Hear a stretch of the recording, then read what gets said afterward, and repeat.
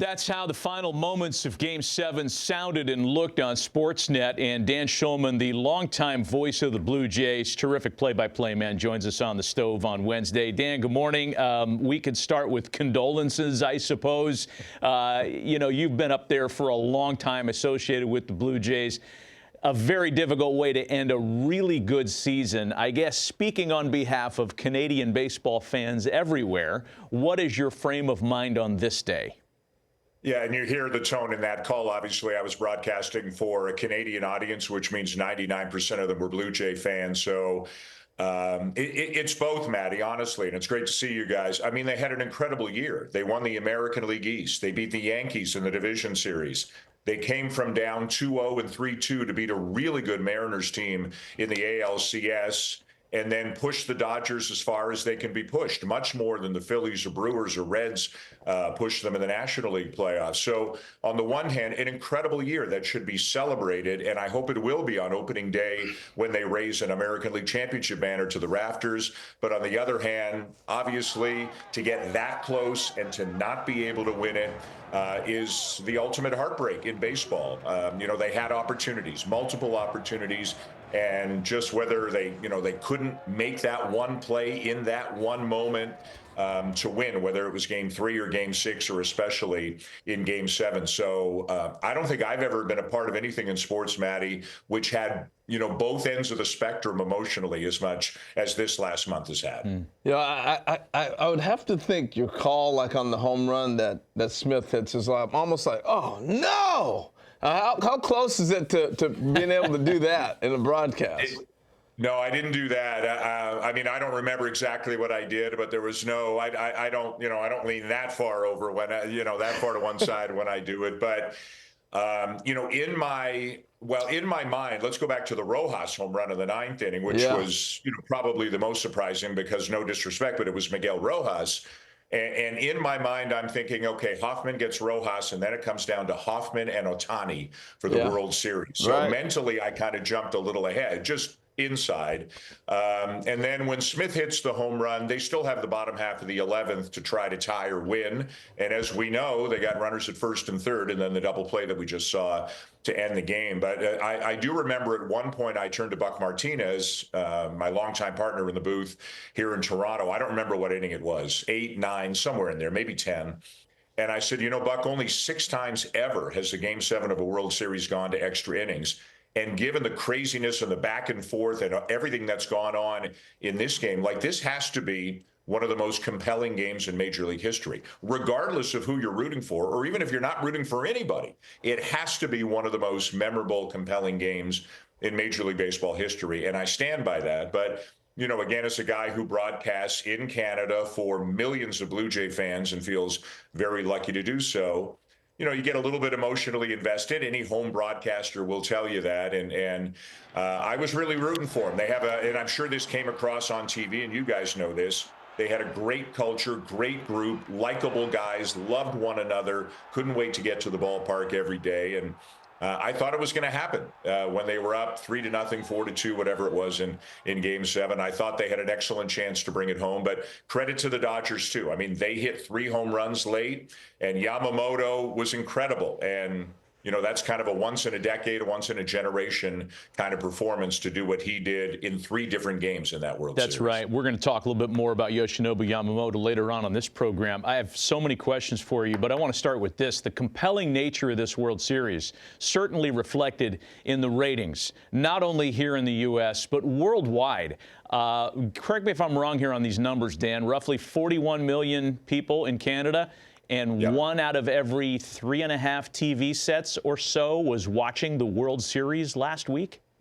So what I know about Game 7, because I saw an email from our bosses that were very excited about this, and rightfully so, 10.9 million people was the average viewership during Game 7, so more than a quarter of the country. It peaked at 14.5 million in the bottom of the 9th inning. Wow. So more than a third of the country was watching Game 7 of the World Series. Overall, it was about 7.2 or 7.4 million over the 7 games or something like that. So if you were to put that in the context of, say, the population of the U.S., which I think is about 9 times bigger than Canada's, now you're talking almost 100 million people watching a game of interest. To my understanding, the only thing ever in Canada, ever, that has been watched more than Game 7 of the World Series were a couple of moments in the Olympics, like a gold medal in hockey, that sort of thing. That the Blue Jays truly are a national brand, have a national following. And again, those of us lucky enough to work on the broadcast, we love it. We see it in Seattle and Minneapolis, Cleveland, everywhere the Blue Jays go. It's a country that is, it's huge, bigger landmass than the United States, but fans 2,500 miles west and 1,000 miles east of Toronto all love the Blue Jays. That's really great. So what happens with Bo Bichette? Now, that's the hardest question you've asked me today. Yes. In a weird way, I wonder if the chances, Harold, have increased of him coming back. And I don't have a feel. I don't have any inside information at all. But now that, listen, Bo, like every player, has every right to explore free agency and go out and find the deal that's best for him.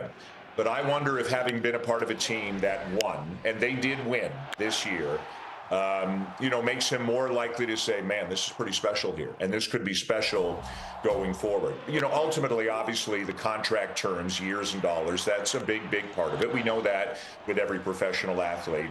But we just see Vladdy sliding across home plate. You guys know, he and Vladdy are like brothers. They've been together for about 8-9 years.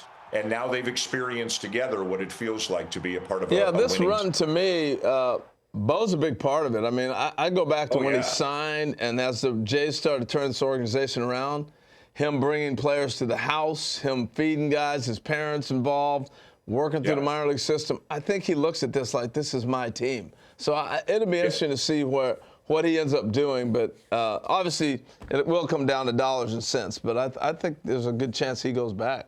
For all those reasons. I think another thing, too, remember, he got hurt, so Andres Jimenez went over and played short for 2 months. And when Bo came back, he played second base.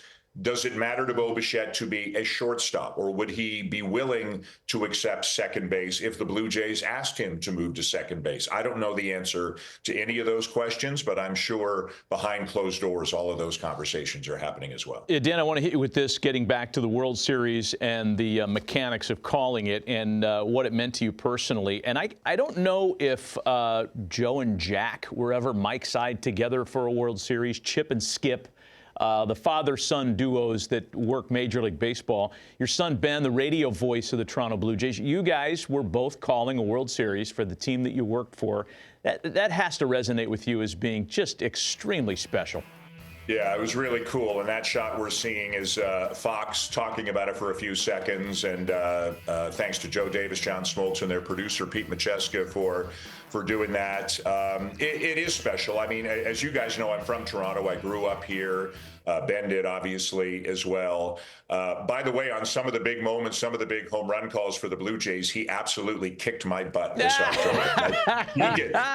He can get to 11 better than I can get to 11 right now. He's got that youthful advantage going for him. But it was really fun, to see this through his eyes. We got a couple of pictures, like on the field after each series that they won. I forced him into a dopey, goofy father and son picture with the scoreboard in the background, that sort of thing. But, even Matty, on a broader level, I mean, just being from Toronto, all I've ever wanted to do is call games that matter to people. That's what's fun for me. And the Blue Jays mattered to so many people who mattered to me just growing up here. Extended family.